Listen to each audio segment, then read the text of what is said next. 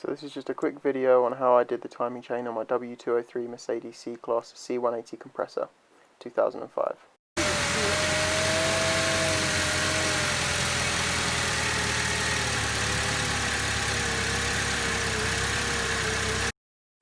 So first I'm showing you what state the timing chain was in when I had to fix it. You can hear it almost dying in that video, and the RPMs were jumping around. It almost certainly had jumped time.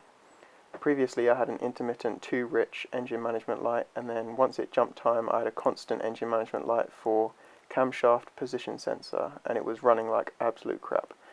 Mechanics said they would charge me over £1,000 to fix it, and this is how I did the job for £200. So my timing chain was so loose I could fit my whole finger underneath where the top guide is. All the teeth on the intake and exhaust cam gears were chewed off.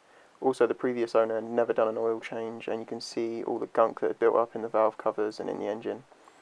So, onto the repair. I wanted to do it without taking as many things off as possible. What I did was take the valve cover off, then drained the coolant, and took the front cover off the engine block. It's only a little bit, and it's where the thermostat housing is. And then took the intake hose off and the accessory belt, that's all at the front, to just give me more space. I then took the cam gears off and left the timing chain on, as you can use it as a brace to actually turn the cam bolts without moving the cam gears. Also, you can stick flathead screwdrivers. There's little grooves for it where the actual Mercedes tool goes, but I just used flathead screwdrivers and it worked fine. They're 27mm nuts, and just take both cam gears off. If you do the timing chain, just replace the gears because they get ruined as well. Once both the gears are off, make sure that you don't move the cams at all, or the crank at that time. Put some cloth in the engine bay so that you can cut the chain and don't get any metal shavings in your engine. Once it's cut, you can zip tie, make it small but strong, your new chain to the old chain, then actually pull the new chain through whilst moving the crankshaft at the same time, and it will kind of push its way through using that bottom gear. Usually when you do this repair, the crankshaft gear is actually okay, but also I didn't want to take as many things off as that, so I actually left that one on.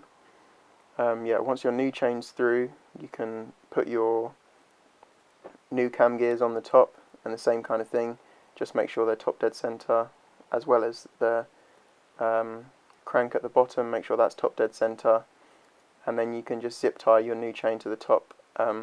So next we'll do to the tensioner, because that definitely needs to be replaced if you're doing a timing chain.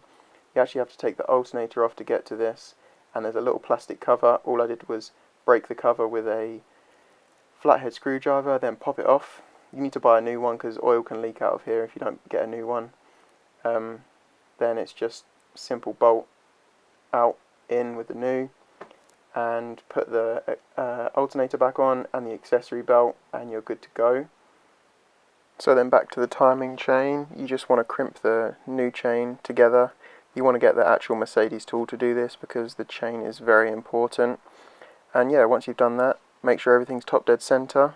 I actually didn't make sure it was top dead center and had to do this whole repair again because it wasn't, so make sure it's top dead center, both the crank and the two cam gears, and you should be good.